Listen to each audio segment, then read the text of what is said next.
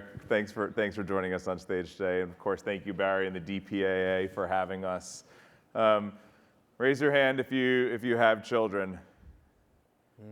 Okay.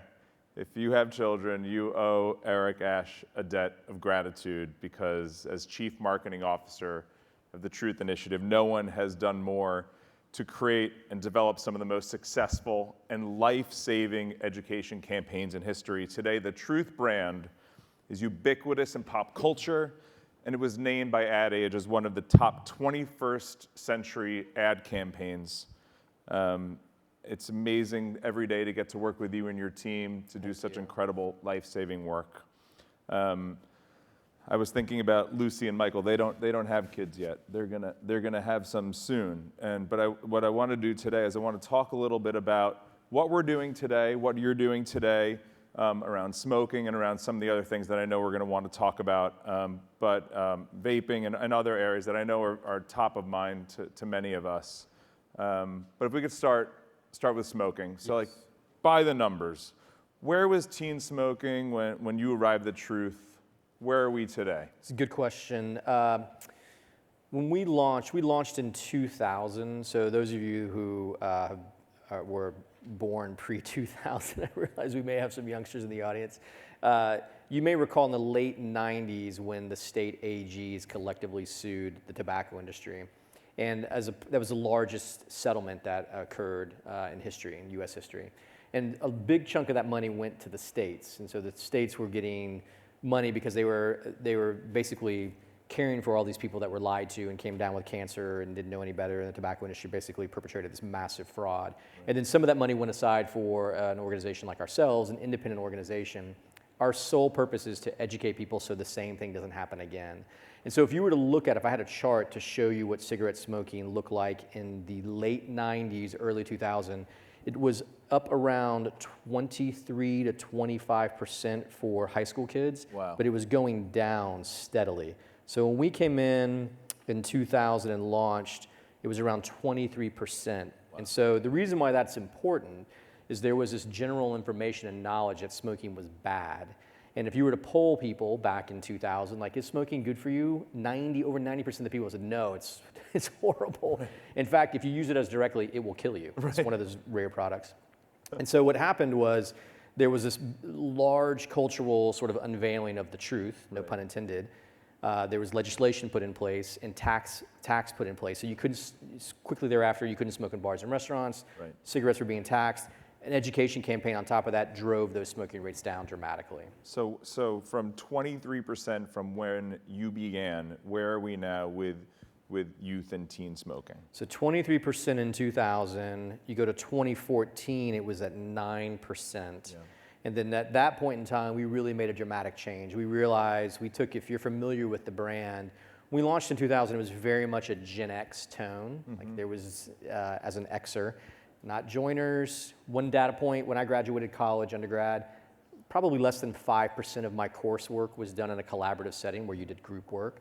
If you are a millennial, somewhere between 50 to 75% of your coursework is done as a collective. And so we had this massive seismic shift from being a latchkey kid where you don't ask them to join anything to really an opportunity for us to aggregate around these individuals who wanted to create something, a movement.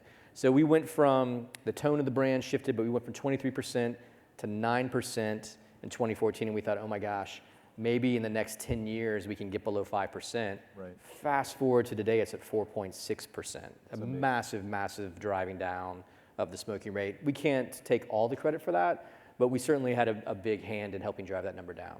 That's incredible. And so when you look back, why was the advertising so successful? We as marketers, we're trying constantly to get people to move, to change behaviors, to shift behaviors. And in the course of a decade, to get from 20 some odd % of high school students smoking to below 5%, what was it? When you look back and you could say, I know you talk about the legislation, you had tax people knowing, but talk about the advertising. Why do you think it was so successful? Yeah, I will say, I'll give you 2 points. There's probably a dozen or more, 2 points. Number one, I think very highly of my ability. If my wife were here, she would say he thinks very highly of his ability. But I also, it is true, she would say that. I'm consistent. However, if it's left up to me in my position to solve this epidemic, we're going to fail. And I think early on, we developed this muscle for collaboration and bringing people in that did things differently than we do. And if you were to look just at our employee status or our staffing, it's the most diverse place I've ever worked by any numerator you would decide to use in terms of the way people think, with their background, race, ethnicity, gender, age, the most diverse place I've ever worked. People that smoke, people that don't smoke. And so the ability to have different points of view to be additive to the process has been extremely important. The same thing holds true for our partners on the outside. And so we just can't solve this problem in a vacuum. We need people who have a platform, who have an audience, who have a point of view on the world. And so for us, it's about building a bigger boat in every sense of the word. I think the second real differentiating factor for us in terms of success is we have just been relentless in our pursuit of reinventing ourselves. Mm-hmm. And as we're targeting youth and young adults, so just for the sake of argument, 15 to 24 at the top end, as we're focusing on that age group is constantly changing. Right. And so people are aging in, aging out. And so if you think about the world in 2000 versus the world in 2019, we still have somewhere between an 80 and an 85% recall with the audience and an extremely high affinity. Amazing. That's incredibly difficult to do when you've had Xers, Y, and now Gen Z. And so our just belief that we have to keep swimming forward, I think, has been the secret to our success. There's never been a point in time where, as Michael mentioned some of the accolades earlier, we are regarded as the most successful social marketing campaign in history. I don't feel that way. I still think, oh my God, 1,200 people are going to die in the US today of a tobacco-related disease. So if you think about that, 1,200 people are dying today, and they're going to die tomorrow. If you're the tobacco industry, you have to recruit 1,200 new customers just to replace the ones that your product killed off. And so for us, it's about market share and competing for that market share. And so we think every single day there's a big fish that they're gobbling up people left and right. If you're an adult smoker, 95% of those adult smokers start before the age of 24. Virtually nobody starts smoking after the age of 24. That's really why you focus on That's youth. why we zero in. Because if you haven't smoked by that point in your life, you're much less likely. Chances are you're not. So we're talking about youth, teens. As marketers, that has to be one of the most elusive audiences, one of the most difficult audiences to reach, a skeptical audience. Today more than ever, a very difficult audience to reach with traditional media. What's the secret to finding these audiences and to creating content that resonates with them? Yeah, I think you have to have a tolerance for failure, number one.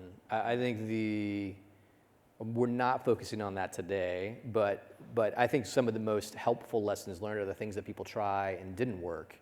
And I think for us, the feedback loop from the audience is just quick and painful. And any of you who take a look at your brands that you work with or associated with to the social media feed and see the immediate response from consumers, to put that power into a 15-year-old's hands, right, is incredibly painful. And I think we've just developed that muscle for understanding. I think part of our job is to agitate a conversation. Mm-hmm. And so in some cases, if we're going to have a really honest conversation, people aren't going to want to hear that. And that's okay, as long as we are truthful. What's interesting about a brand called Truth is that we find ourselves living in this world that almost feels like a post-truth world. What are you talking about? And so we kind of go into the conversation, anything that we say, right, we expect it to be challenged. Mm-hmm. We expect people to look at the source. We expect people to dig in and debate us. But to be honest with you, if someone is doing that, they're engaging in on my issue and my topic. There's right, not a 16-year-old in America today sitting on the edge of their bed saying, God, my life would be complete if I just had a message from the Truth campaign. Right. You know? And so that's got to be our posture to lean forward. And I feel like the messenger really does matter. You can look back historically on government-led campaigns and even advertising-led campaigns to convince people not to do things. Right.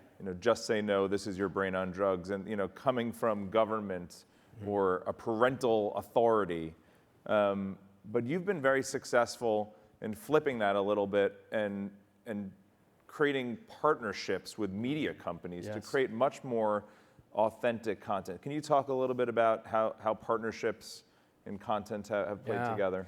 Right message, right place, extremely important for us. So we've worked with Warner Media. I believe there was a gentleman on stage talking about that earlier. Great partners to us. We recently did some content with The Onion. And so vaping, which I'm sure we're going to get into, is an extremely difficult topic for us to talk about. Compared to cigarettes, where when we launched, over 90% of people knew cigarettes were bad, half of youth and young adults think vaping is safe. Even with all of the news and media, people getting sick and dying, half the audience thinks that vaping is safe. And so the temptation for us as adults is to say, this is bad, give you the facts, Right. and you should know the facts, and this is bad. That's a very adult thing to do, and it also assumes that people are making these choices based on logic, and they're not. In many cases, they're based on emotion. What do I mean by that? If you're a freshman in high school and you're going to a high school for the very first time, and you're trying to figure out a way to meet and fit in, and we've all been there. Like, you're looking for a shortcut, whatever that shortcut is, to Right. figure out, like, how can I just be known by someone? Right. And so the platforms can have a much more direct conversation in a way that we can't. So The Onion did a spoof on vaping, and they equated vaping to shoving a blowtorch up your rear end and lighting it on fire. And basically did a 3-minute spoof of saying, like, this is what you do. And the spot was called "Do You Torch Bro?" And it was all around people putting the blowtorch up their rear end and lighting it on fire. Just the absurdity of, like, what are you doing? If I were to say that, the brand would take a significant hit. But if The Onion can have that conversation, it's not an ad, it's entertainment.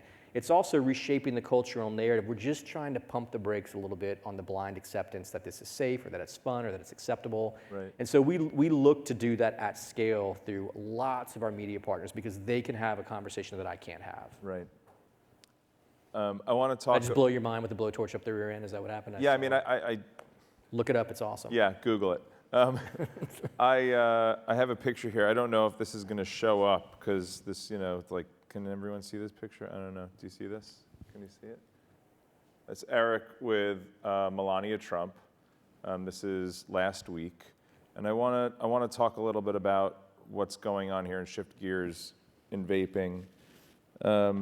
I feel like just a few months ago, this trend came out of nowhere, and parents, just in pop culture, this thing that didn't exist, it felt like it didn't exist, became a national crisis.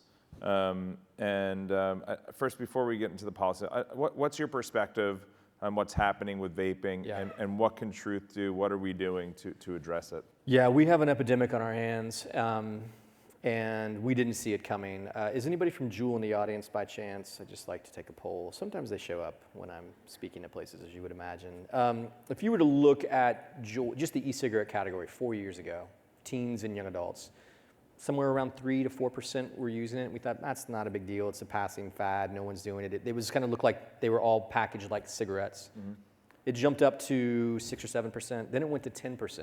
We were like, we should keep an eye on this. And it went to 11%, and we thought, it's having a moment. It went from 11% to 20%. Now it's at 28%. So 28% in 4 years. In 4 years of youth and teens have tried vaping in the last 30 days. That's last year's number. And those were last year's numbers. Of course, it's only increased. That's correct. And so I think, to answer the long way of saying what happened was, Juul, if you're familiar with it, looks like a USB port, and it's a piece of technology.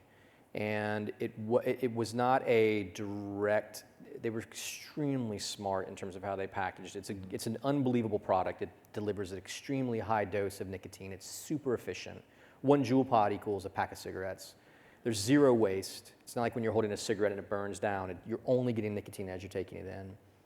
And when Juul launched, they launched just like the tobacco industry did. It was targeted at young people. They went into schools. They had somewhere around 25 to 28,000 social influencers, and that's how they launched it through the digital landscape. And by the time it popped up on a radar, people thought it was a USB port in their kid's backpack. Right. It was at scale already, and we were already behind. So you recently began working or maybe not working with, but starting to have a conversation with. We saw what the president and his Right. announcement, and then starting to have this dialogue with the First Lady. Can you tell us a little bit more about what we're hoping to see out of government? Yeah, I think, look, if any of you have a child who has been vaping, or if you have a loved one, I'm sure, and you see the news, there's reason to be alarmed. And I think what we're seeing from people in very senior positions is they are parents first. We're all parents first, regardless of, this isn't a left or a right issue. Our most precious resource is our children. And I say that as a father of three. I have a 7, a 5, and a 3-year-old, all boys. Everything I own is broken. And I think where we can and should agree and move very quickly, and it's not to say one issue is more important than the other. I don't mean to compare issues or epidemics, but we have to take the position where if people can make a difference and can curtail the arc. I mean, if you chart Juul, it's your classic hockey stick. And so they are now owned 35% equity stake by Altria. Right. Their founding CEO stepped down a few weeks ago, and somebody from Altria is now leading the company. Do people know that? Do you think that would change people's perspectives? I don't know. We're trying to figure that out. I think the short story is the playbook that we've used in the past for tobacco in terms of the messaging itself may not be a direct analog. I think the robust nature of how we understand the audience, the way we work with our media platforms and partners is definitely an analog, but the messaging itself, I'm not sure that the audience actually cares. I think they believe that they made this popular themselves. They see Juul as being something that was by them, for them, created for them. And I think it's going to take a long time to turn that ship around. I know we're out of time. I just wanted to ask one more question that I think would be relevant, and it's something that we talked about before. Given the topic, given this gathering, how do you see digital out of home playing a role in preventing teen smoking from increasing, and certainly from defeating this epidemic of Juul? How do you see this industry, this platform, this medium helping and contributing to your cause? Yeah, two things I'd say. The not so secret success behind all the data and numbers for us, it's largely video driven. Right. And there's still something very powerful about video. And so for us, a lot of our most famous work and most effective work is video storytelling, not even with audio. And so a lot of what we do is try to figure out if someone were to view our spot, and if we have them as a captive audience and they watch 20 seconds of a 30-second spot or 10 seconds of a 15-second spot, are they going to understand exactly what is going on? And we test that. And so I am a huge, huge fan of video, and I think it's become more important, not less important. I am an ad nerd, I admit that, guilty as charged. But I think it's not going away. I think for us it's a much more prominent. It's just a matter of how we do it. That's number one. Number two, I think as you think about the way things percolate from culture up, we try to find a way to have sort of a ubiquitous message that's going to reach all people. That's not going to work for us in this epidemic. And so being able to dial in a relevant message to the right audience, the right time, on the ground, in these moments when they're making decisions. And so I think the opportunity for us to have outdoor billboards in places where people are going to have a choice to make, and we can be a voice to give them an alternative to that choice they're going to make, is incredibly, incredibly important. I think for a brand, we've only scratched the surface of that capability. That's great. One last thing I'd say, if you humor me. I think I run the risk of sounding like I'm on my pulpit and browbeating, but I do think we all have the ability to use our resources and our platforms for good. And the one thing I would urge everyone in the room to think about is these products are addicting kids at scale, and kids are getting sick and they are dying. And so I think anything that we can do as an industry, as a group, to pump the brakes, to give our kids the best chance to get out of high school without having an addiction that's going to be lifelong, that could be an on-ramp to other hard illicit drugs, we should do everything that we can to preserve those kids' safety in their future. I agree. Thank you so much, Eric. Thanks for your Thank time. you for the time. Thank you. Awesome.